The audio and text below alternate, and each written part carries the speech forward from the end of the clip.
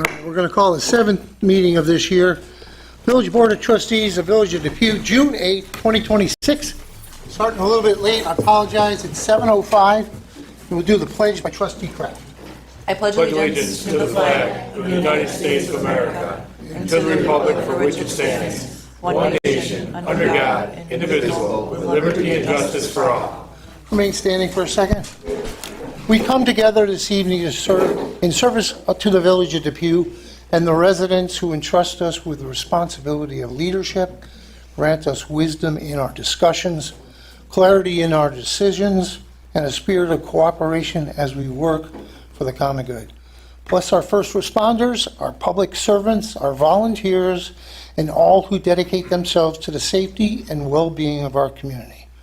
Watch over those in need and guide us to act with compassion, fairness, and integrity. May everything we do tonight reflect our commitment to strengthening Depew and ensuring it remains a welcoming, safe, and thriving place for all of our residents. Amen.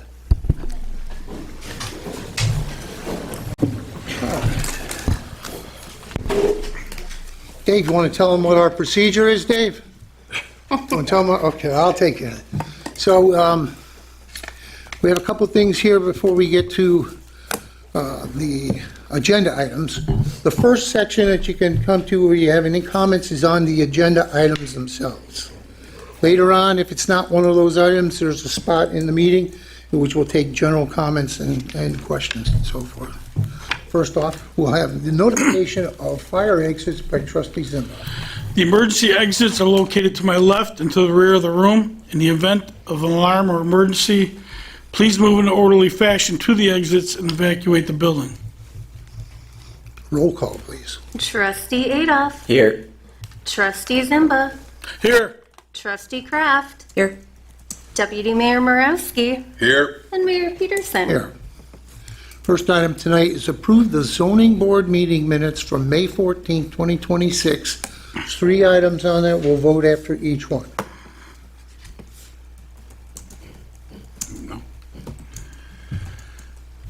Honorable Mayor and Board of Trustees, make the following motion and move for its adoption. Scarpone Enterprises, located at 5911 Transit Road, to erect a fence adjourn until June. Adjourned until June. I second the motion. All those in favor? Aye. Aye. Opposed? And that's carried. Item number 2. John Bassett of Napier, located at 6292 Transit Road, to erect an 8-foot fence and install 2 underground 15,000-gallon gasoline tanks, approved. With 2 variances. 2 variances. I second that motion. All those in favor? Aye. Opposed? And that's carried. Item number 3. Built right on behalf of Linda Hammer, located at 34 Princeton Avenue, to erect an attached garage, approved. I second that motion. All those in favor? Aye. Opposed? That's also approved.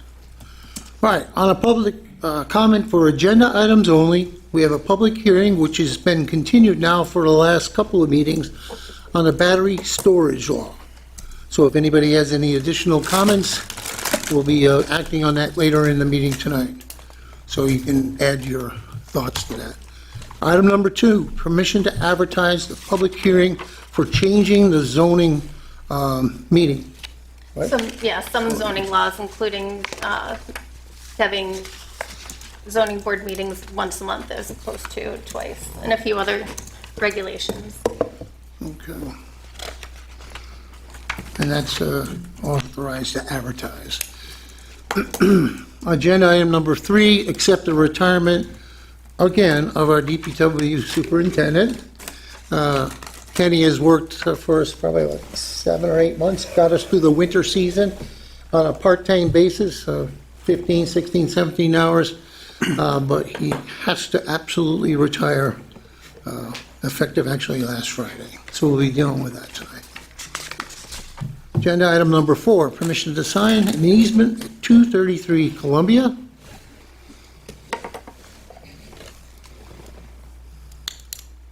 This came about through code. Yes, the vacant lot next to 233 Columbia, they would like to build a house there. There is some infrastructure under the ground by way of a sewer pipe, a pretty large one, that bisects the property, so an easement agreement is required. But they'll build around it? Yeah, they're gonna be away from it, but in the event that They have to something get back there. happens, yeah, they need that. Yeah, okay. And that was listed on old maps as a proposed easement, so I think it's something maybe just generations ago they forgot to finalize, right? Something like that. Could be, yeah. It's always been there, so. Agenda item number 5, appoint summer recreational seasonal workers. That includes our lifeguards, cashiers, and park attendants. Agenda item number 6, the non-union employees that are in our white-collar union, right, all white? They're all white. not They're in- all clerical. Yeah, but not in DPW. So we've finished the blue and white collar. This would be for the non-union employees like our confidential secretaries, the Chief McNamara's secretary. Those people get the same benefits as what the union negotiated. So we'll be dealing with that tonight. Agenda item number 7, appoint an electrical inspector. I take it this is the fellow that was here the last meeting, No, right? No, different one? yes. Okay. I'm waiting for that guy to come back. All right, next item up, agenda item number 8, authorization for a waiver. This is for the campfire grill, which I take it, Brian, they've reopened, then? They have reopened, yes. Okay. And this is, they ask the municipalities to grant them early use of being able to sell liquor there.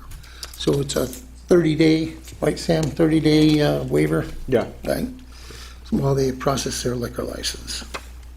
We've done that before with Mighty Taco as an example, a couple other And places. 5790, I think. That's right, 5790. Agenda item number 9, accept the resignation in our electrical department, officially of Mr. Samuel Alba, for John Alba. Was this his resignation if you didn't show up? Yep. Your dad, is it, your dad? You guys can vote no, he'll keep working. Yeah, He retired. okay. Next up is our battery energy storage system law.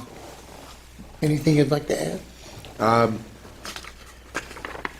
So, this is a newer technology. We're going to be a little bit more inclusive with the idea that we could scale this back if we need to.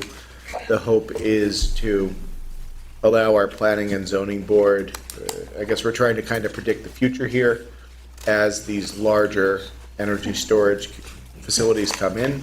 We want to make sure our zoning and planning board can look at the right issues, approve or deny requests for variances and site plan approval as necessary, because we really don't know enough about these. But my evolving understanding is that by and large, they are a good thing and better for the environment. So the idea is to put as many safeguards in place as we can, and if we want to take the training wheels off in a year or so, we can always amend our local law. Okay. And we're giving trustee Adolph a little bit of a break here today, instead of these 12 pages of reading. Item number 11 is one of our initial lists of DPW grass cutting. And see, Code Enforcement Officer Muselat, you've been on these, working on this. So she- Yeah, just, it's been an issue with people cutting their grasses on their properties this year, more so than it has been in years past.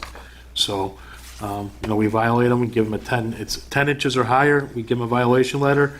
If they don't comply and cut the grass within that 10 days, then we refer it to the village for cutting. Okay. That's our agenda for tonight. If anybody has any comments or questions on those items only, we'll take those now.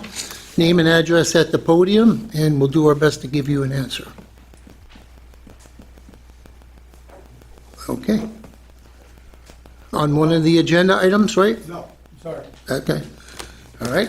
Seeing that there's none, we will move on with the meeting, and we'll get to general public comments and concerns after we've gone around to each of the departments. So, the number one was the continuation of the public hearing. If anybody has anything to add to the battery storage proposal. So I'll just reiterate on the record for the board, in case anyone's thinking of voting no on our new local law. We had some revisions from the last law. We learned that there's also Tier 3 facilities, which are larger. Those are now incorporated into our local law. We based this on the New York State Department of Energy's guidelines, and we have a applicant who wanted to come through and get approval for one of these, which is what kick-started us drafting a local law. So, again, this is a newer technology. We're trying to predict the future and put some safeguards in. Okay, so we've had this open for a couple of months now. Yes. Are we looking to close that then? We are looking to close the public hearing if anyone wants to make Yeah, a motion, I will. unless anyone from the public has comments on this local law. I just want to first thank Sam because our biggest concern was the decommissioning of these facilities. If ever someone were to leave town, we want it to be properly shut down, therefore not leaving anyone exposed danger or the village burdened by the cost of shutting one of these places down. So thank you for making that elaborate. So, but at this time, I'll make a motion to close the public hearing at 7:16 p.m. I second the motion. All those in favor? Aye. Opposed? That's carried. Item number 2, authorize the administrator to advertise for public hearing changing the zoning laws. Honorable Mayor and Board of Trustees, I make the following resolution and move for its adoption. The administrator is authorized to The administrator is authorized to advertise a public hearing to discuss the possibility of changing the zoning laws. The public hearing will take place on June 22nd, 2026, in the Depew Village Hall Council Chambers, 85 Manitow Street, Depew, New York, 14043, at 7 p.m. I second that. All those in favor? Aye. Opposed? And that's carried. Agenda item number 3, accept the retirement of DPW Superintendent Ken Pick. Honorable Mayor and Board of Trustees, I make the following motion and move for its adoption. Be it resolved, the retirement of Ken Pick, part-time Department of Public Works Superintendent, effective June 5th, 2026, is accepted. I second the motion. Need a roll call vote, please? Trustee Adolph. Yes. Trustee Zimba. Yes. Trustee Kraft. Yes. Deputy Mayor Morowski. Yes. And Mayor Peterson. Yes. That's carried.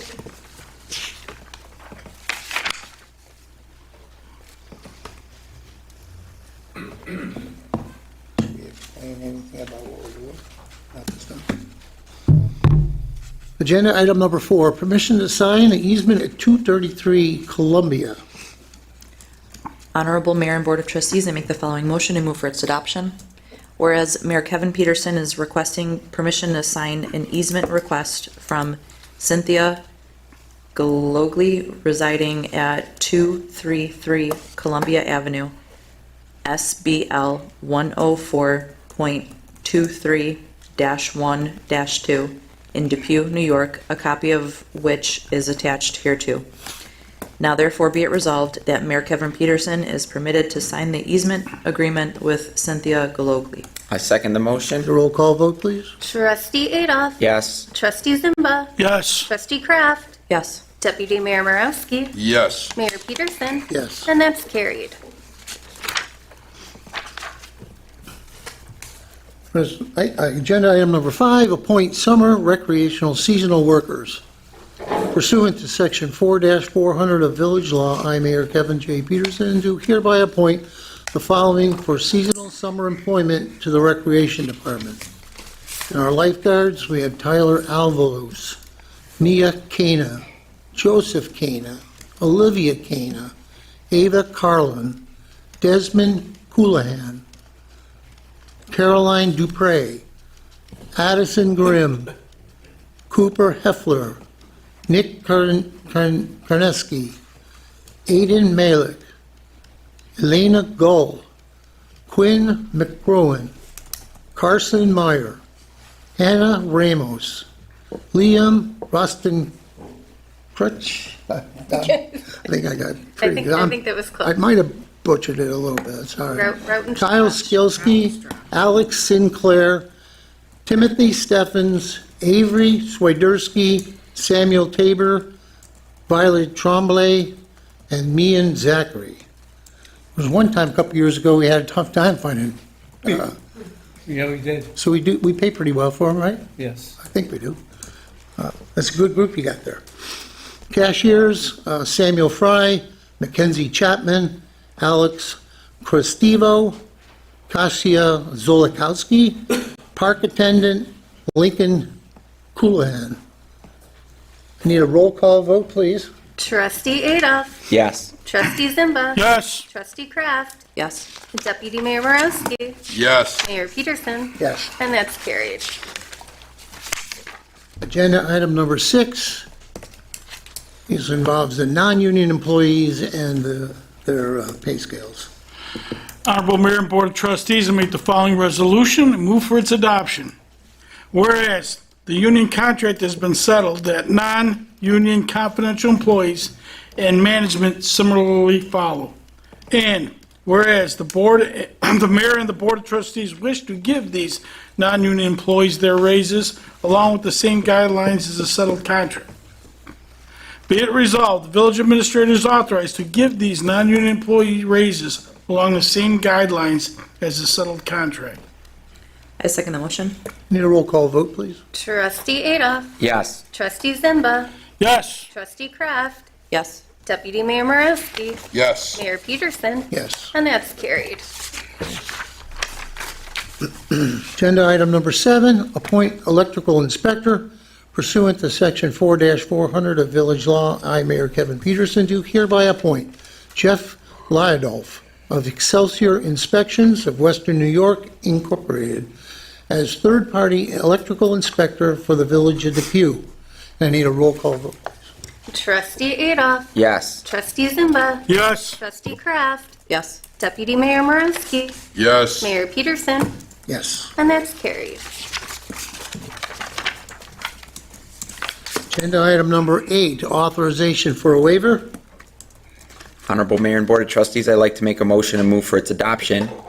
Whereas Campfire Grill AOC Inc., doing business as Campfire Grill, has completed the standardized notice form for providing 30 days advance notice of intent to file a new application for an on-premise alcoholic beverage license for liquor, wine, beer, and cider to the Village of Depew to be sold at 3003 Walden Avenue, Depew, New York 14043, for an on-premise liquor license. And whereas, pursuant to the applicable provisions of the Alcohol and Beverage Control Law, Section 64, Subdivision 2, parentheses, AN, parentheses, the Village of Depew has been notified of their intent to file an application for the liquor license with the New York State Liquor Authority. And whereas a 30-day hold before said application can be filed is mandated by New York State Alcohol and Beverage Control Law, unless this time is waived by the municipality. And whereas the Village of Depew Board of Trustees wishes to assist the applicant in expediting the application process and sees no objection to the issuance of a liquor license. Now therefore be it resolved that to the extent permitted by New York State Liquor Authority, the Village of Depew Board of Trustees hereby waives the requirement that written notice of the application be given to the village at least 30 days prior to submitting this application. And be it further resolved that the village administrator or acting village administrator is hereby authorized to issue a letter to the applicant and to the New York State Liquor Authority to confirm the village's receipt of the notice of intent to file for the liquor license and a waiver of the 30 days hold on the processing of said application. I second that. Need a roll call vote, please? Trustee Adolf. Yes. Trustee Zimba. Yes. Trustee Kraft. Yes. Deputy Mayor Morosky. Yes. Mayor Peterson. Yes. And that's carried. Agenda item number 9, accept the resignation of one of our employees in the electrical department. Honorable Mayor and Board of Trustees to make the following motion and move for its adoption. Be it resolved, the resignation of John R. Alba from the Electrical Department effective March 13, 2026 is accepted. I second the motion. Need a roll call vote, please? Trustee Adolph. Yes. Trustee Zimba. Yes. Trustee Kraft. Yes. Deputy Mayor Marowski. Yes. Mayor Peterson. Yes. And that's carried.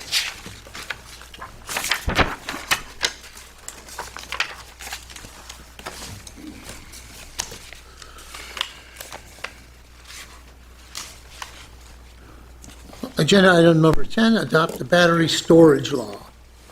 Honorable Mayor and Board of Trustees, I'd like to make a motion that the Village of Depew approves the local law number 2 of 2026, which is the battery storage law.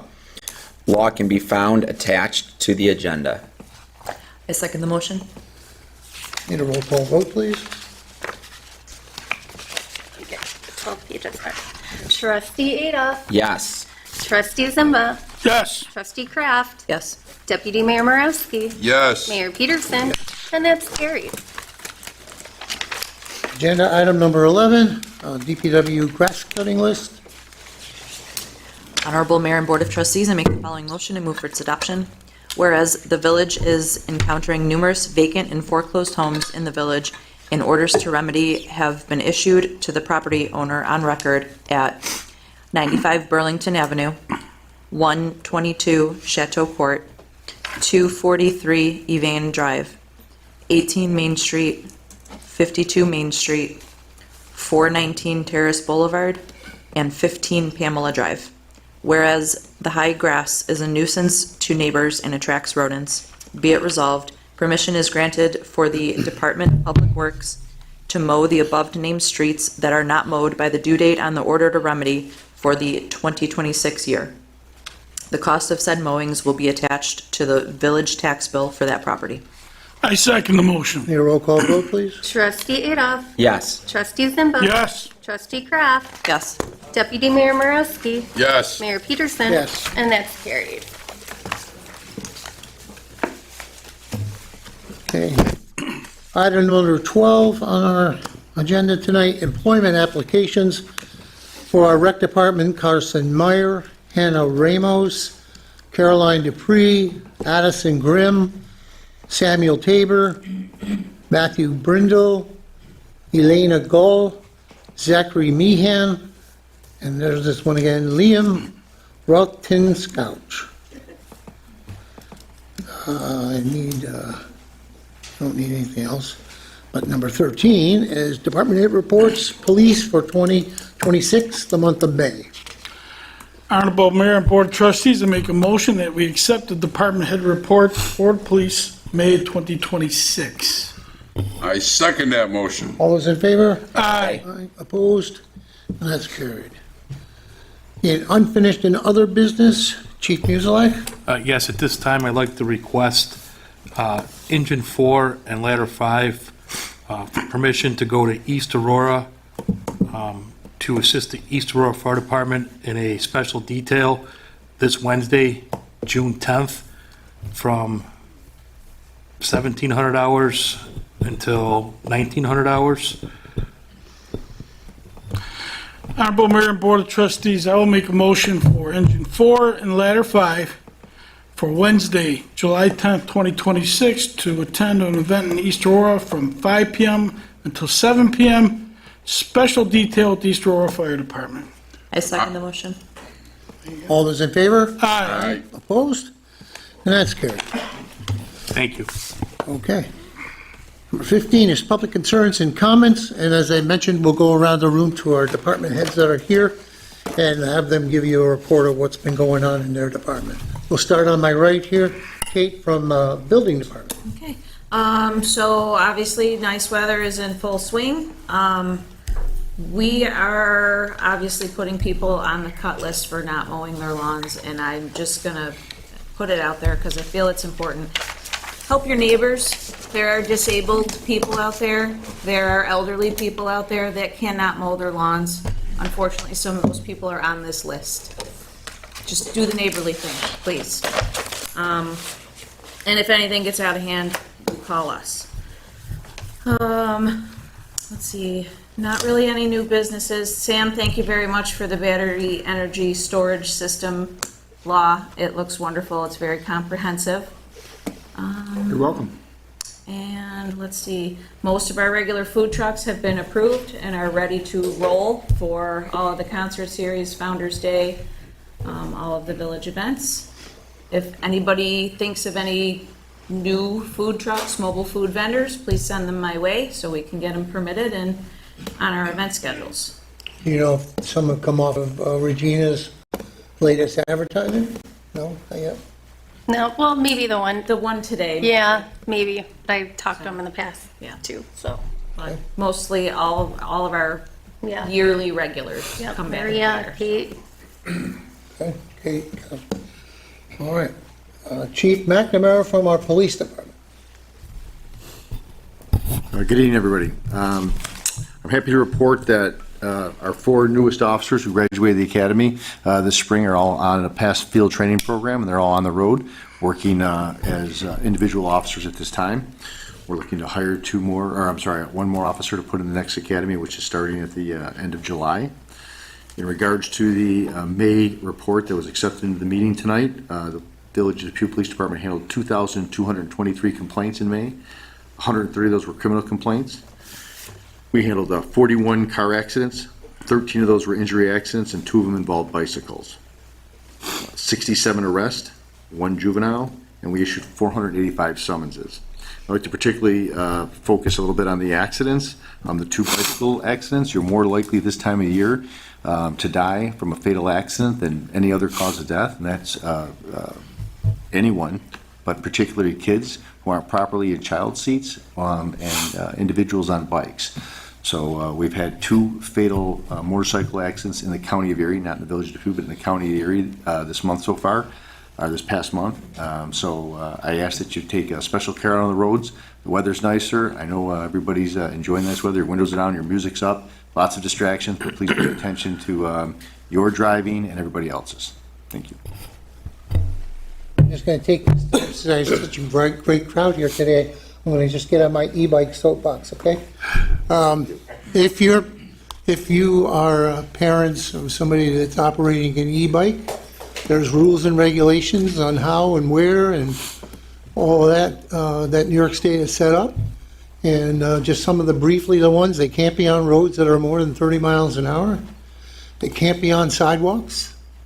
I've witnessed myself, somebody coming up to one of the lights, 2 or 3 e-bikes coming by, they don't pay attention to the fact that somebody was turning in from an ongoing street and near collisions.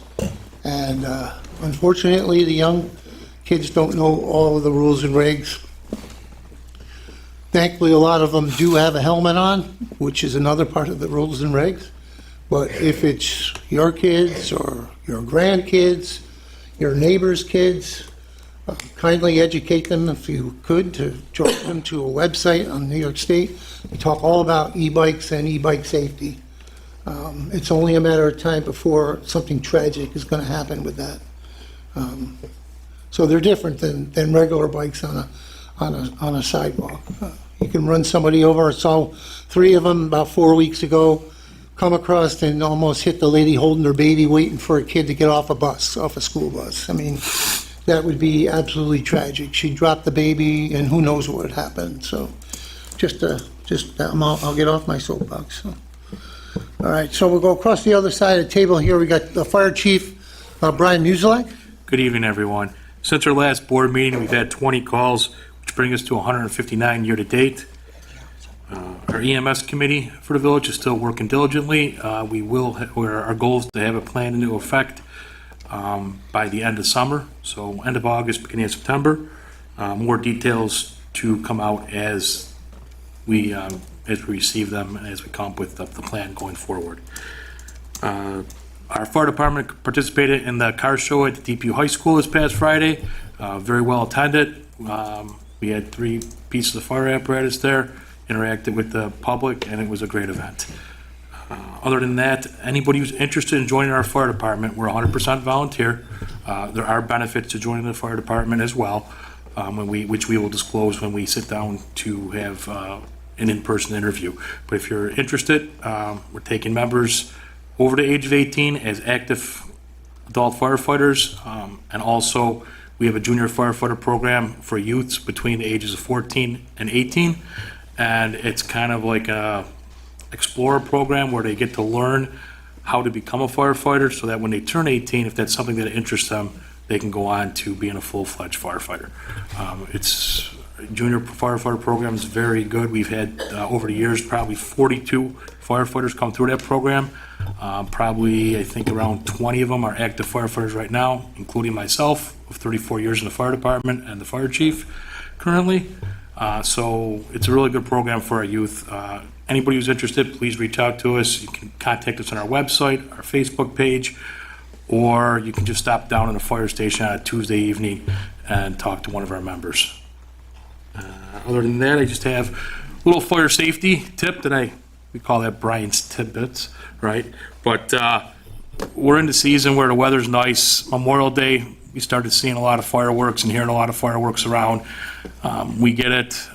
It'll be out throughout the summer, mostly on the holiday weekends. So we have a big one coming up here, 4th of July, especially with the 250 for our country this year. Just be safe when you're using these fireworks, and just be mindful of your neighbors' properties, any of the dry vegetation, and a lot of we've had a lot of fires over the years where people have disposed of them in their garbage cans. Their garbage cans are in their garage or next to their house, and hours later, their garbage can starts a fire and then their house starts on fire. Well, I don't understand. I put the fireworks in water and I made sure they were out. They were cool to touch, right? But they hold heat even though you don't feel it for probably 24 hours plus. So my recommendation is to put those used fireworks in a bucket of cold water, let them sit for at least 24 hours before you dispose of them inside your trash receptacle to avoid any kind of fires. That's it. All right, thank you. And our recreation department, you're busier than any other time during the year. Kevin Ferguson? Pretty much. On the 28th, both pools will be opening. We, as the mayor talked about, we have plenty of lifeguards. We got about 22 right now, which is enough to get us through the whole season. The chlorine's been ordered, all the chemicals are ordered, so we'll be in good shape with that. If you go by our parks during the week, we're pretty crowded. Mondays, we have kickball. Tuesdays, inside the rink, we have floor hockey.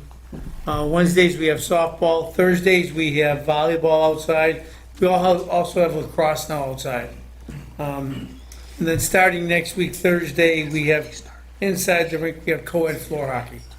So that's going on Friday, we have softball too. So, and then Tuesdays and Thursdays, we have Little League. So needless to say, anytime there's 500 to 700 people in the park, from 6 o'clock to 9 o'clock. That's all I got. And also in rec, we are continuing our Yoga in the Park program, That's right, yeah. which we started in 2029, so this is our 8th season, and it's free to participate with Holly Ann Schwartz from Vibe Yoga Lab. It's in our Veterans Park, and if you read our Facebook, she's doing 4 nights this week, so there's no cost to join in. You do have to sign a waiver when you go, but it's in a beautiful park. Veterans is really nice, and they do a tremendous job. They probably see 30 to 40 people a night, so it's a nice benefit for anybody that'd like to go.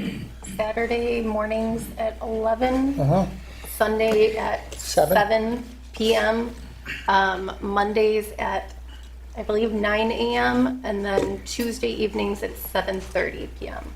Okay. So a variety of different hours to fit different schedules. Okay. Sam Alba from Legal. All right, I think I've said enough tonight. It's been a busy time. We passed a local law, we drafted an easement, I got to do the village prosecutor gig while Mr. Schaus was out of town on a luxury vacation. And I think there may be a few people in the audience who want to talk to us, and there's a sports event I think some of us might like to watch too. So I'm going to shut up. Go next. All right, we'll go to our administrator, Regina.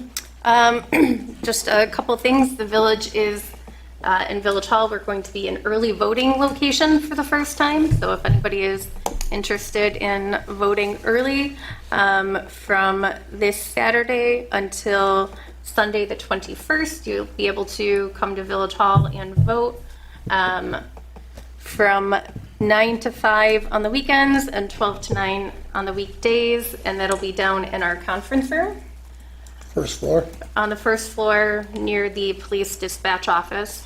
And that was the big thing, early voting. Okay. Trustee Zimba? The Erie County Board for Home Hazardous Waste Disposal meets Thursday night, so I will have a report on that. I sit on that board, so I will report on that in 2 weeks. That's it. You're a part of it. You want to share a little bit about our back to modern with our new contract for 6 years? So I had a busy weekend. We had a hiccup with our new vendor for waste disposal in the village. We wanted to keep the benefit for the residents to have two bulk items each week picked up by our vendor. We didn't want to give up that privilege, and we had a switch. So we made a switch from Casella June 1st to Modern. There was a hiccup on Green Terrace, Norman, I believe Claude and Lewin Drives this weekend, but it's not the end of days. We did get through it. It took a lot of complaints, but Modern is our new pickup. The complaints, if you're missed, still go to the DPW. That hasn't changed. Your pickup date will not change, okay? But the vendor, the provider of the services has changed back to Modern. That's all. Am I missing anything? No, just that we prefer to hear first about any Right. issues of missed pickups. DPW to make the call to. Yes, they close at 3:30, so there's a chance you'll get a recording. However, we've seen for this first week that Modern's committed to staying on a job till they get the streets that are on that route. This past week, I know there was at least 1 or 2 days they were up until 6 o'clock. You may have had your pickup at 11 or something like that under Casella, and it may change as they work out the routes, what works best for them. Unfortunately, I mean, the first 4 days we had really, it was a Yeah. pretty smooth Yeah. transition. They have done our village in the past, 5 years ago, but we are committed to them now for 6 years. And I'm going to be the first to tell you that there's only 3 vendors that collect trash in this area. We will now have been with 2, once for a second time, and I guarantee you that somebody out there will still experience an issue at some point in time, all right? Because they all experience the same issues. It doesn't matter if it's Waste Management, Casella, or Modern. It just happens. So I like to say, it's not the end of the world. It's not life-threatening. You're not going to develop rats over a couple of days. Get us the information. We have people at DPW that'll make the call, make the email on your behalf, and we've seen a willingness, and we've asked for it, that they come and take care of the issue, okay? So we don't generally monitor Facebook in order to see those things, but we'd like to know. So call DPW as your first way of dealing with an issue. Let's see, where are we at? And I think people just need to give them a little bit of grace to get the routes down. Right. It was a very quick turnaround and transition for them to pick us back up, and just a little grace and a little bit of patience goes a long way. And just one other thing, and I wrote about it in the thing on Facebook, is that we follow the contract and it works both ways, okay? So 2 bulk items is 2 bulk items. A mattress and a box spring is 1, and you can add 1 more to it. But as I was coming here today, I saw 3 pieces of furniture out there, and it's only going to take 2. Okay, so that means you'll have to put it back and bring it back out the next week. Or, if your neighbor doesn't have 2 items, maybe they'll allow you to put it there. But work within the parameters. If you don't know what can be picked up and how it's got to be bundled or wrapped or whatever it might be, on the village website, under DPW and sanitation, spells it all out. All right? So And I've given them the okay that if it is more than what it's supposed to be, that they leave it. Put an oops sticker on it or something of that nature. But we'll do our best to help you get through anything that's out there if you miss it or whatever it might be. Items have to be out by 6 in the morning, and apparently, you know, our company will go until almost 6 o'clock to pick it up. So I'm real thankful for that. And no black bags. No black bags out of trash cans. No bags outside of the totes. Black or otherwise, they will not be picked up. All right, and we didn't get to talk about this in the pre-board meeting since you're all here, though. About 10 days ago, I called a meeting of the community center, the Vine Wesleyan Church, our Office of Emergency Management, our police department. I did forget our fire department, but it morphed into something a little bit more. And with the Union Pacific Locomotive 4014 coming into Buffalo on the 9th and then leaving on the 11th, it's going to roll right past here on the tracks. So the meeting was designed to talk about how do we accommodate those that work in this building, those that have things that go on in the community center, or what might be happening at the Wesleyan Vine Church, who's paying taxes, who maybe has to come to code for an issue. We wanted to block off this area so there's no vehicle traffic when the people are here lining the tracks to wait for the train to leave from the Bison Yard. All right, so we don't know, it may be if it leaves on time, we might see it at 9:10, 9:15. It'll probably only be about 60 to 90 seconds that they, roll down the tracks. But there'll be blockages on certain streets. You can park in the Vine Wesleyan Church parking lot, that's the biggest one, or any of the side streets that are not signed with no parking. If you need to conduct business here at Village Hall, pay taxes, see code, or whatever, you'll be directed to the small parking lot that's just across the corner here. You'll be able to come take care of business and then be able to leave back out. The streets will be blocked off. They'll be manned by a fire police officer, or one of us will let you through in order to get done whatever business you have to do here. Anybody that works here will be parking in the back in the police department parking lot and coming in through the sidings. So that was the gist of what the meeting was going to be about. However, we decided to turn it into a little bit of an event that's a little more organized. We're going to have a caution tape along the side of the track so people don't get too close. Union Pacific and Norfolk Southern, who own that line, you need to stay back because it's steam. It can be very dangerous and very hot, so you need to be back a little bit. There's plenty of room along both sides of the track here in order to get a good view of the train as it goes by.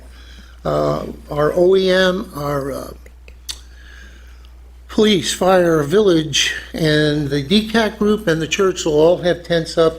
Our village historian will be on site that night with some artifacts that she has upstairs.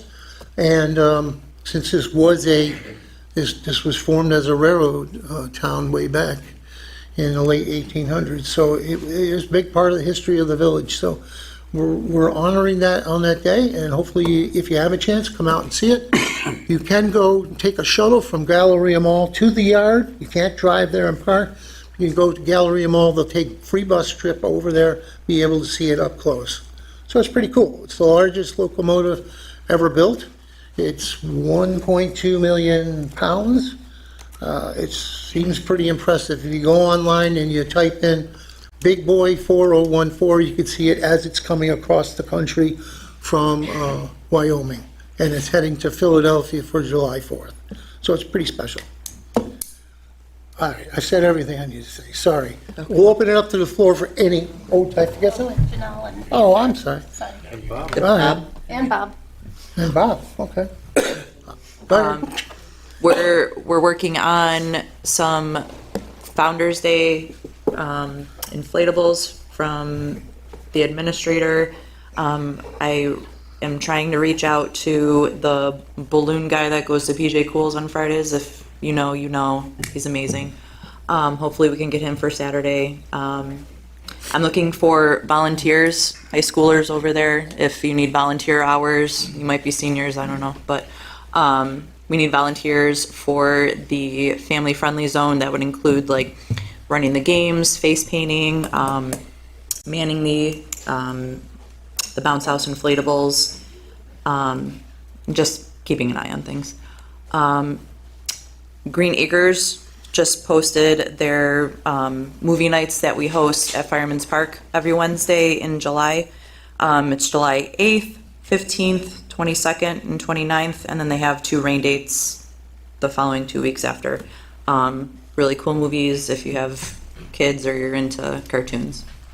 And then our concerts are starting too. Very busy, 2 months ahead. Trustee Adolph. Hello there. Just a quick update from the electrical department. They have begun work on the block building and the new door. So that has started, and hopefully it'll be done soon. And I'll keep everyone posted when it's completed. That's it. Okay, and Deputy Mayor Morosky? Everybody hit everything I was gonna say, but everything's coming up. I'm gonna July make you 3rd, first next fireworks, time, all right? concert You're gonna go series. first the next meeting. All right. And the movie nights. So I'll make it even quicker. All right. That's it. Now we'll take any comments, questions you have, since a lot of you look like you're new to coming here. You have 5 minutes, and we'll do our best to answer your questions and put you in the right direction if it's something we can't answer. Let's just be all respectful, as we talked about earlier on. Anybody would like to come up? Come on up, just need your name and your address. Hi, so my name is Scott Benedict, and I'm at 190 Irving Terrace in Depew. You guys had the sewers lined. They destroyed the sewers in front of my house. When they destroyed the sewers in front of my house, they had to come through and destroy my driveway, my sidewalk, amongst other things. That was in November. I didn't hear anything from anybody until I started making calls in April, which I thought was kind of gross that, like, I didn't have any word with anybody. I talked to somebody from the village. I don't know who I talked to. I want to say it was with your office, and then they put me in touch with the code enforcement office. The next day, they were on site. It turned into a big mess. Well, first of all, it probably wasn't our code that was there. Was it the contractor that's doing the work? Or was it you guys were out there? No, you talked to me multiple times. Yeah, it was a contractor. They were contracted and very helpful. Like, I'm not saying that wasn't. They came out there. They did what they did. I think it's wrong. You guys on your village website, in order to have a driveway done in Depew, have this form that needs to be filled out in this packet with drawings on the back page of what is supposed to be done. It clearly wasn't. When I reached out, concerned about this, and asked code enforcement to be out there before they poured, I don't think code enforcement came out. I don't know if they did. I guess at this point, like, it's besides the fact. This form wasn't adhered to by the people who did the work on my driveway. That's concerning to me as a resident. In talking to who I talked to, like, they should have adhered to this stuff, and they didn't. Now the answer I get is, well, you wanted the information for the concrete that they used. Our engineers say that the concrete they use is okay. So the 6 inches that it says on this sheet doesn't have to be. It only has to be 4 inches. It's cool. Have a good day. I think that's wrong. I think that, like, if you put a driveway in and you got to do 6 inches of concrete, when they messed up mine, they should have to put 6 inches of concrete back in there. I don't know why it wasn't done. And, like, the lack of answers that I've gotten from the code enforcement office, and even, like, the specifications that are on this sheet now, how it should be 1 inch higher than the road, cutting into the road, all kinds of stuff like that. It is incorrect. But yet, like, they tell me it's okay and that nothing is going to be done. I pay a bunch of taxes. I try to keep up my house. Like, I don't know. Seems kind of messed up to me. I know you wanted us to come out and water the grass too, right? No, I don't want you to come out and water the grass. And, like, I think, I mean, like, is that condescending, or is that just, like, is that supposed to be a joke? No, I You think had- that's you what had you said were that to yelling me. at her about. No, to you, like, Yeah. absolutely. Yeah. Like, I mean, at the end of the day, like, they did this. I didn't do any of it. I didn't ask for any of it. And like, when I came to the village for help, like, in respect to it, like, nobody wanted to help me. Like, everybody wanted to help this f***ing company that, like, legitimately came in here and screwed a bunch of stuff up. And, like, even now, like, there's 4 inches of concrete. Like, if you're gonna, at this point, like, I'm good with it. Like, whatever, just leave the 4 inches of concrete.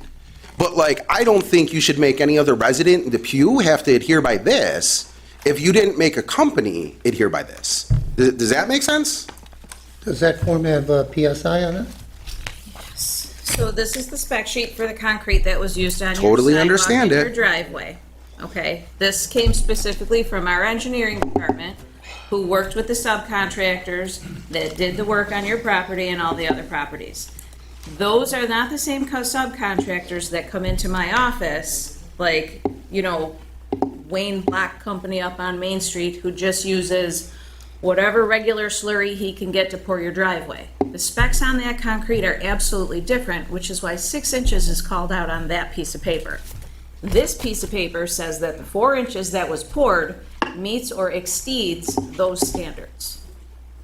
This is the packet you wanted. It says it in here. Oh, you know, it is the packet I wanted. And it is the packet that I requested. I just don't understand why, like, at the end of the day, that anybody else in the village of Depew can't, like, use a contractor and say, this is the concrete I'm going to use, so this should be okay. Well, if they come to me with a spec sheet that says this is the concrete I'm using for my driveway, it says So did you 4 get that inches spec sheet okay. before they poured? I did not, no. You No, okay, requested so it, then you let I them got it. pour something, and you didn't inquire about it until afterwards. No, because engineering handles that. That is not a part It's of my Nussbaumer and office. Clark, the engineers, they handle that portion of it. It's not a village project, so. I understand it's not a village project. I totally get it. And I at this point, like, it is what it is. I just don't understand why we're going to make people of the village adhere to this and pay money if, like, this company doesn't have to. Okay, so let me just ask, because I've not read that form, I've not had to do that. Is there anything about the PSI in there? What has to? There's nothing about PSI. So maybe it needs to be adjusted that it's 6 inches at whatever and whatever less at a, And that's doable. so. We can. I was on the other end of some of those calls listening. No, I understand. And They I mean, were, they were rather, there was a lot of they were frustration. rather rude. There was a lot of frustration. A lot was rather rude. And I gotta tell you, living by your place and going by and seeing all that, I thought they did a hell of a job. I think it looks great. I am not complaining at all. I just think it's crazy that, like, we want residents of the village Okay, so to you adhere pointed- to this You pointed form. out, I think, a substandard written thing in the concrete law, which had probably never been changed at all. So that's something we'll have to look at. That's one of the reasons why we're doing zoning Yep. board changes, so, I mean, that's all. I just think that this is outdated okay, and or wrong, or we should make it all the same. yeah.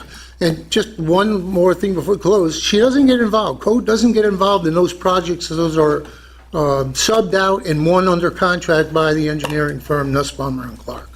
So she wouldn't have seen that to begin with. They don't come in here to do that. And I did everything that I could. No, look, and I thanked you today, like I did. I sent you an Right, but email. you just stood here and said that we were of no help, so. Well, I don't think there was a lot of help. Like, I mean, like, clearly, like, this, like, if you would have said on there, hey, guy, like, look at the back page of this thing, like, the 6 inches that we require per code in Depew, New York, like, this is the code that we require.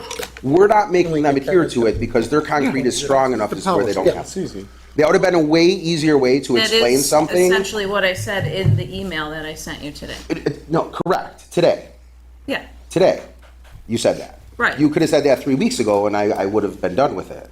And it does. It looks very good, and I'm very appreciative. Like, I just think that this stuff needs to be updated. Perfect. You pointed out that. Thank you. We'll take that when we do what we voted on earlier tonight, and we'll let you know when that's been changed in our code. I appreciate that. Thank you very much, sir. Oh, there's, yep. Hear about Strickland Automotive? Nothing's been done. We've been through so many meetings, you've seen my face so much, I never thought I'd be in this place as many times as I am. He's done nothing. The lights are still on. He keeps on hauling cars in. He's not even supposed to have any cars behind the building anymore because it's not paved. Update, you're busy tonight, Kate. yes, I was. All right, hang on. So, Paul, I did hear that you called this morning, so I did reach out to Mr. Strickland. First, I would like to point out that his permit was issued on March 13th. He has a year on that permit. Rome was not built in a day. However, he did contact 811. He does have approval. The fence will be starting very soon, and it was discussed it's going to be a higher fence to try to help with that light. The grease interceptor has been ordered. All the engineering has to be done for that. It's coming from a company called, I have too much paper here. Serve something. So he is on it. I will personally be checking in on that and driving by and making sure he's doing what he's saying he's doing. It just seems like he's dragging his feet. You know how many meetings we went through already over that? I understand, but And you got to admit we're a lot farther along today than we were a year ago. Yeah, but this is the first I hear of this. So, Okay, thank you very much. Thank you. All right. Next, anything for Kate coming up? Come on up, name and address, please. Teresa Romaleski, 254 Evane Drive. I'm the one that he has been emailing you. We're the ones that have been chat. So we can do one at a time, or you can act as the spokesperson for the group, just because we do make a record. Okay. If you want to put your names down, that's totally fine. We're concerned about the Airbnb at 259 Evane Drive. We've had multiple concerns. We had a police report. We should One have called police the report, I police. believe. Yeah, we should have called them the next day. We didn't. Miss Celeste called him directly. But besides, there's only one that's on the record that I Yes, checked in yes, the PD. underage drinking one. May 23rd, I think. Yeah. And then the next day, he had another party, after wedding party. Again, Miss Celeste has his direct number, so she called him, he came, and he did disperse it because we were gonna call the cops again about it, because it's 11:30, 12 o'clock at night, and we're hearing all this ruckus. Most of the people here are from our neighborhood. We pay very good taxes, and we like our neighborhood to stay quiet and respectful. I shared the law that Cheektowaga, the town of Cheektowaga, in the email that they adopted in November. I have it right here if you want to see it. Their first line says, "The town of Cheektowaga hereby finds that unregulated short-term transient occupancy of dwelling units in residential neighborhoods present endangerment to the public welfare relating to compatibility with residential uses and preservation of the character of our neighborhoods." That's why we're here. We've talked to Shaw.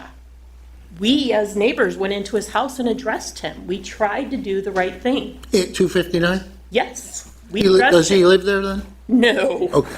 So he happened to be there and you went and saw him or something? he was working there Oh, okay. to see what happened because the officers told him that the kids left cigarettes burning in his house. So we're very concerned. We want something on board. He admitted to us that he accepted cash for the party that got pulled back because we called the officers. What do you mean you accepted cash? What do you mean they didn't do a contract? What do you mean you're not paying taxes on this? What's that all about, you know? When I do an Airbnb or VRBO, Sketchy I have a business. contract. I have to give a license. I have to list everybody that's coming to the house. So. So I there's guess- times that he's just doing it like on the side and not Oh, going yeah. through. And he's doing it for one night. And one of the residents even mentioned, this is our weekend. So when it comes to Friday night, we're like on pins and needles going, are we having a party tonight? She has 3 young children. There was 8 gentlemen parked in front of George and Dawn's house, fighting and arguing, running back and forth the house, and all I could see is a gun coming out and a stray bullet killing one of these children. I have children. My daughter was in tears when this party was going on, and she's 17 years old, hearing this ruckus going on. This is our neighborhood. We don't care that he has an Airbnb, but do it the right way. Be respectful of your neighbors. And he'll tell us, oh, I'm trying, they're lying to me, they told me this. Wait a minute, you don't have a contract? We had ICE and Homeland Security on our street twice because of the people that were being rented out to. One of them, our neighbors, walked up to the card and he showed the badge and shooed him away. One of them, group of them, left in the middle of the night. So we have concerns. So like I said, Cheektowaga adopted this November of 2025, if you'd like it, to look, to see, because you said there was a draft law on books that you never brought forward. We just want them to abide by, like, when we run a VRBO or an Airbnb. You have to have contracts, you have to have background, you have to have your license. So what we decided to do last year, or 2 years ago, I think, and I don't mean to discredit anything you said. Those are extremely alarming. No one wants that on their street. No one deserves to deal with that. We realized that it was a one-off incident that we were dealing with, and here we are, 2-3 years later, with another one-off incident. And the way we solved that was we passed a resolution on notice to the homeowner to ban that particular property from having short-term rentals.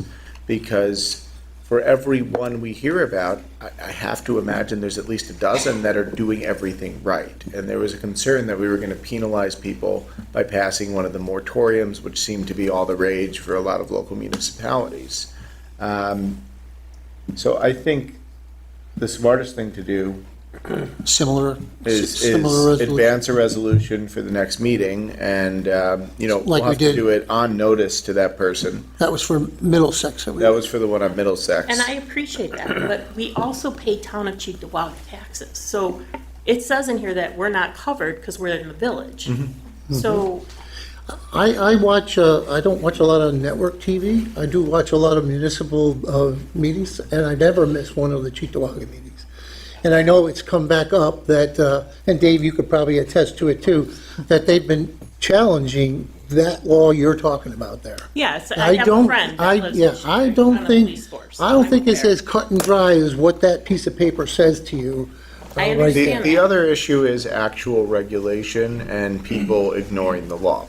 And I think we're gonna get to the meat of the issue by passing a one-off resolution saying this property with this owner, you are not allowed to do short-term rentals based on what we heard from the public.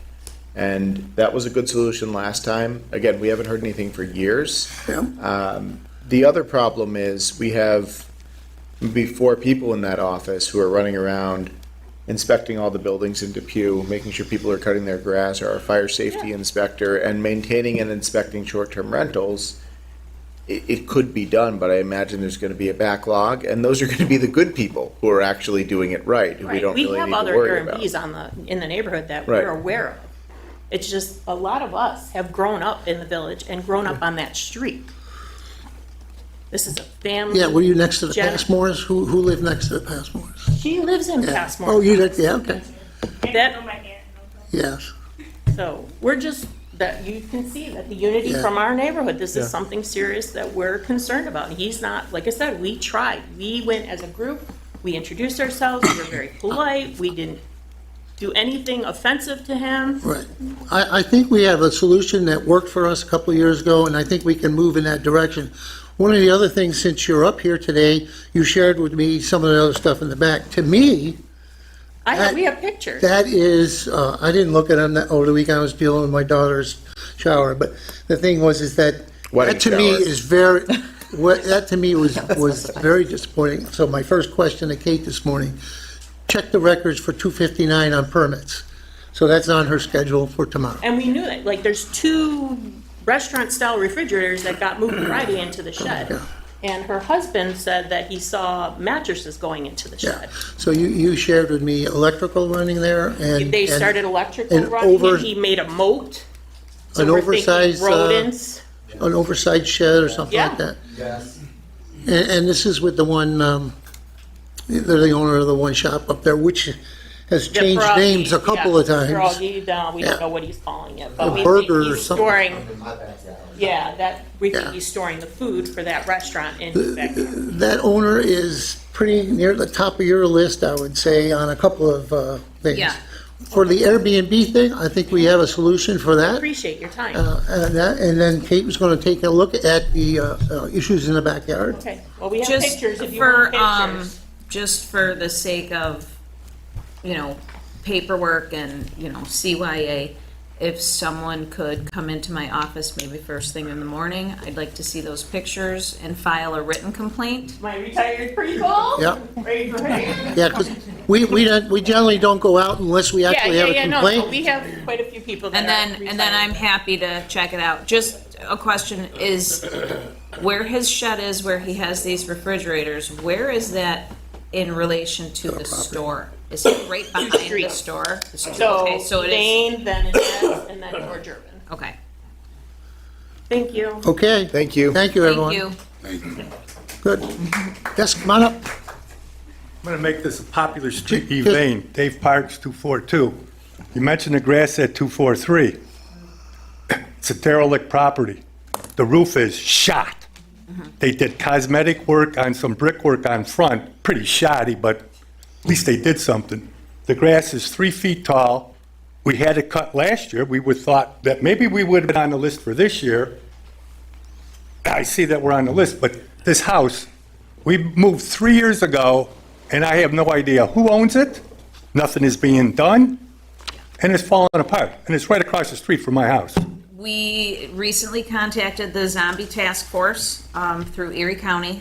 They're going to do their due diligence to track down an owner. The issue with that property is it goes from one bank to the next bank to the next bank. Banks are impossible to get a hold of, but that's why the Zombie Task Force, Zombie Task Force was created so that they can aid us into trying to figure out who's supposed to be maintaining this property. And until we figure that out, DPW is gonna cut their grass, and we're gonna keep sending letters And billing. and billing, because it's our way of keeping track. And then when it finally does sell, which someone did call my office not too long ago, asking for information about that. So I don't know if it's going up for auction, but something seems to be. Oh, yeah, one of the foils? I think I remember seeing it. I think there was a foil for there.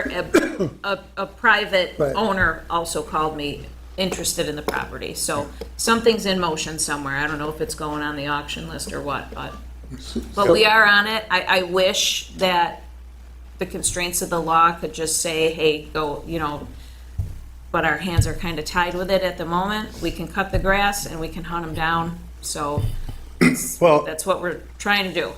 it's a pretty long moment, because we moved in 3 years ago. The house was vacant, roof was shot, shoddy brickwork. I found out that the house has been vacant for 2 years prior to that, so we're talking 5 years. They put a tarp on the roof, that disintegrated, so they put another tarp on. So we have other properties like that on Dean Road as an example. And the guy is in a nursing home now, incapacitated or what have you. And he's still there. And the Zombie Task Force was helpful in taking the garage down, which was like the Leaning Tower of Pisa. They put a new roof on it, but there's been multiple banks that own them. They've now been approved through the court in which to force a sale on it. So what I'm basically saying is, because it's different property, the process is extremely slow. And it's not a lot that the village can do with, our hands are pretty much tied. And we have to rely on the agencies that have more to do with it. I personally, with that one on Dean, because that's a block over from mine, there was a car that was his car, and it was parked in the driveway for a long time. Took down the garage behind him, and the car was still there, and I know that the residents were complaining about that. I feel bad that we took that car and scrapped it, because we had no approval to do that. So I'm very cautious that somebody's in that guy's family is going to come back to the village and say, hey, what did you do to my car? What did you do to my house? So all of this kind of stuff just really does linger on. But these are addresses that have been on our radar for a while, and it's not like they're sitting there and not being looked at.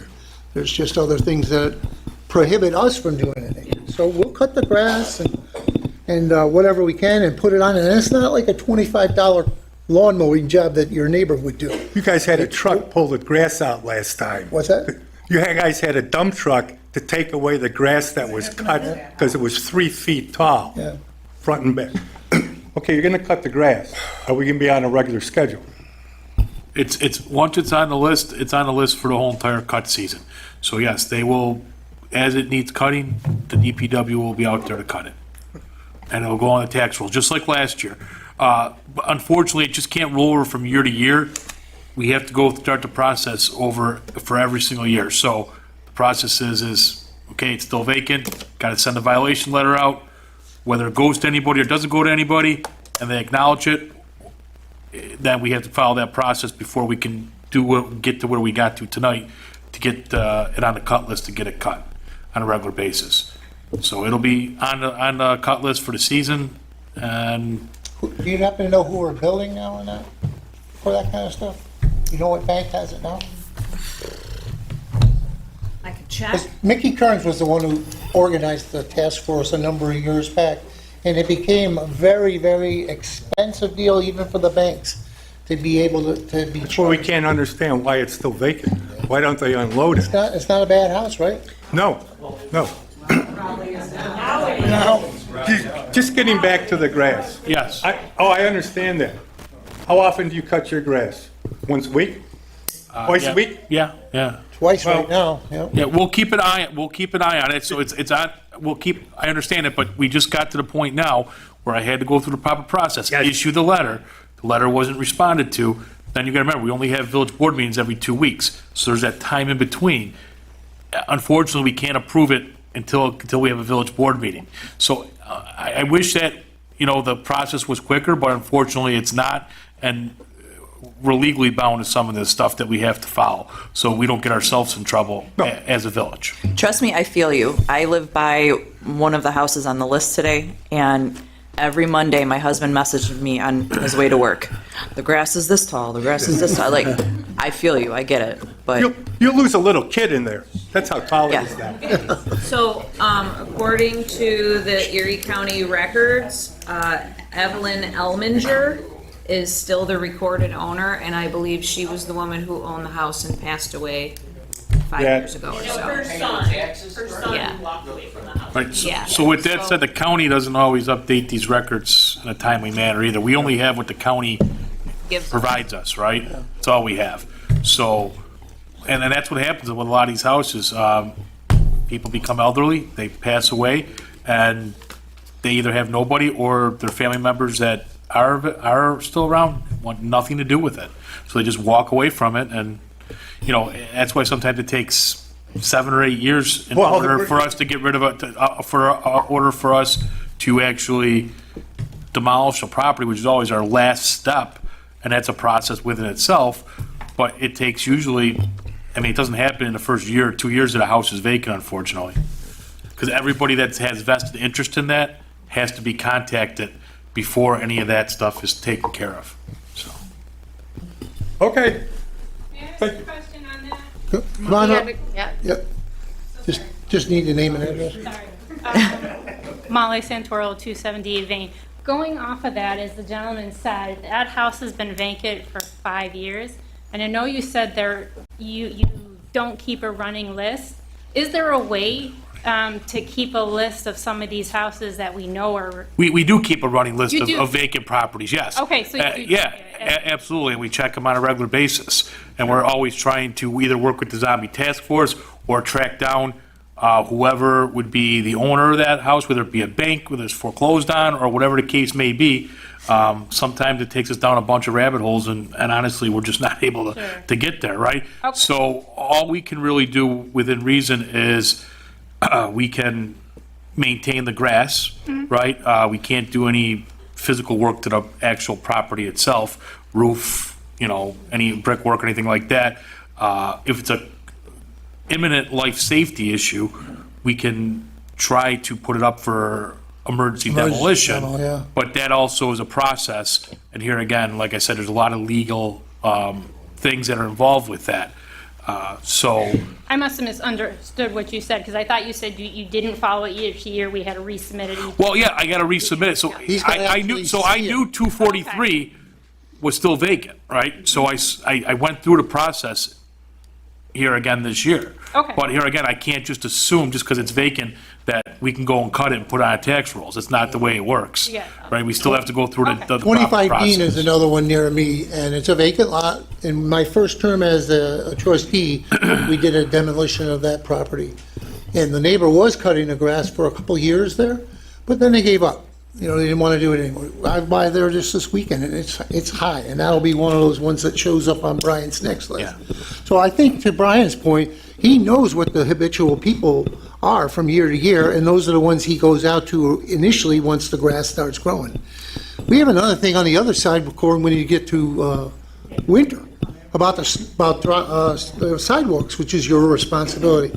But if you think about the same thing with the grass, if we went out to do sidewalks that aren't done, for whatever reason, maybe the person is unable to do them for whatever physical reason, or they're in Florida or whatever it might be.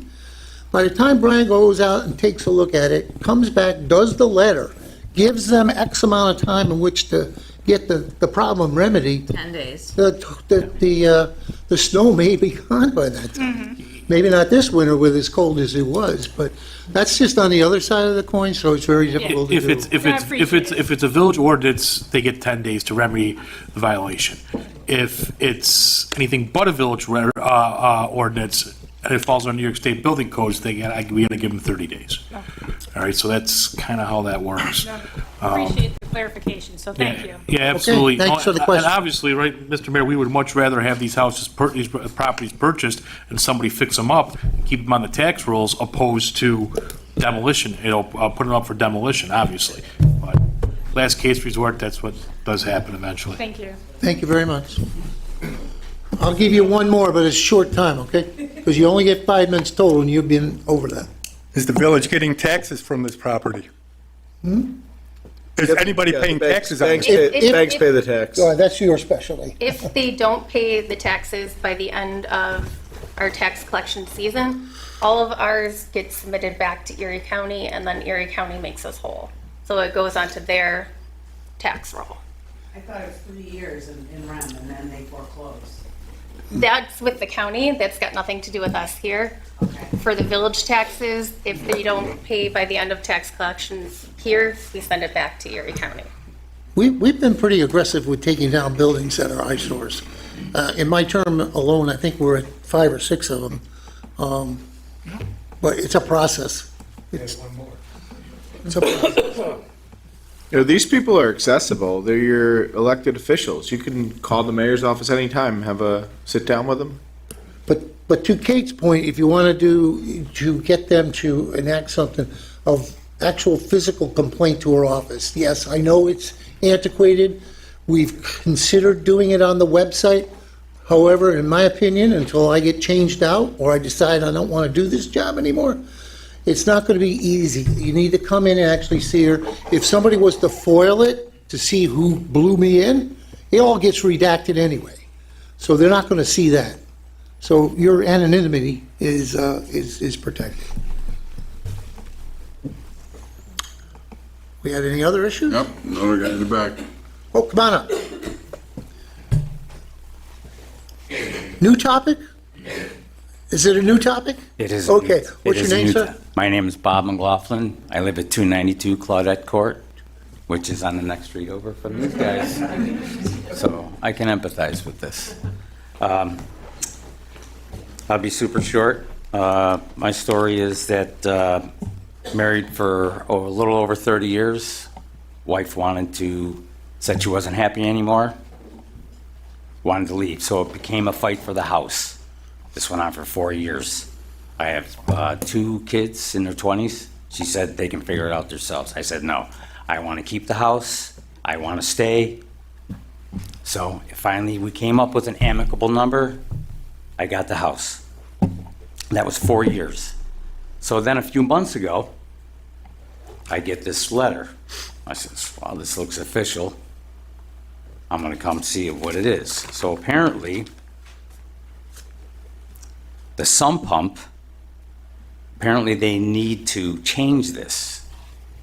It was a sale of the house, right? It looks like a sale of the house, but I never left the house. Yeah, but it still went through the process, right? Yes, because, the bank, instead of just having a name removed, the bank wants to get involved. You know, so I had to take out a loan for over 100 grand and a lot of money out of my 401k to make this problem go away and keep my house, meaning my wife. So anyway. $100,000 for the sewer work? No, no. For the To pay- house and- To pay my wife and the whole, basically almost going broke. I did everything I can to keep my home. Understood. So I get this, and I speak with Don. He says, if I were you, Bob, I would go talk to these people. They're very reasonable. They have the power to make this go away. The problem is, I don't know if anybody wants to see the pictures, but 23 years ago, I built all around this. It's a bar, entertainment, and it's over it. This system, I waited 2 years, so I knew nothing was wrong. My system never has to run, and has never run in 56 years, and 25 that I've there has never had. So the sump pump doesn't need to be changed. So basically what I'm saying here is my whole bar would have to be destroyed to get into this sump pump. So I think this is something. You guys have the power to say, I don't know. yeah. So as the attorney, I'm going to say absolutely not. They don't have the power, especially at a public meeting, but perhaps we could have a discussion and come up with other solutions. Okay, so, it is actually a New York State code that says that if you have a basement and you're at a certain elevation and you don't live on top of a mountain, that you need a sump pump, some sort of drainage, etc. I believe when Don was talking to you, he told you that you should seek a variance from the state. Because the state would be the only entity that could give you forgiveness from that. We're under a consent order from the DEC. Whenever a property changes hands, we have to go in and do this inspection. If it passes, you get a certificate, yay, you sold your house. Did Don go out there and see what you have going on? no, I just got this letter. I got the letter, like I said. Okay. And What, like last week? Or is it, what? I talked to him 2 weeks ago. Okay. 2 weeks ago. And this is when he told me about this meeting to come speak with you guys. Okay. But you have a sump pump? I do have a sump pump. Yeah. So it would just There's need nothing wrong with it. It's Yeah. never had, We really Just just need to needed- know that it's there. Yeah, It is it's, there. yeah, they Yeah. just need to do an inspection. Right. I As mean, long there as you could- have one that- So part of this inspection is, I mean, it was like $16,000 to build this No, no, thing. no. And now it's 23 years later and so now. part of the inspection is we verify that there is a sump pump. Okay? If your basement has been bone dry for 56 years, I don't care if the pump is even plugged in. As long as you have a crock with a pump in it, so if you need to turn it on, it's there. Sold. I look for floor drains. Is your floor drain connected to the sanitary system, or is it connected to the storm and the sanitary? That could be an issue, depending on the age of your house. Some of them are like that. Over there, I doubt it. I notate how your gutters are hooked up and where the discharge goes, where your sanitary vent is. These are all things that I think you're a little too worried about it.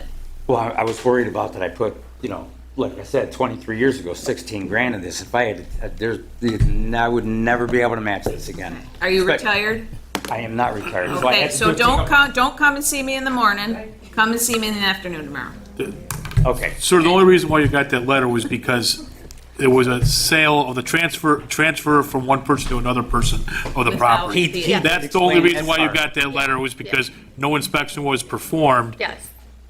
Yeah. with it before the transfer took Because place. I did this for 4 years, and then I'm thinking I'm done. I'm like, Yeah. listen, as far as I'm concerned, when anybody's done a divorce thing, I mean, it's 60 years old. I'm getting a 30-year mortgage and stuff. And then I get this, I'm like, oh my, I really? Like Kate just said, come to our office, see us, make an appointment, have one of our inspectors come out and give you a certificate of compliance inspection.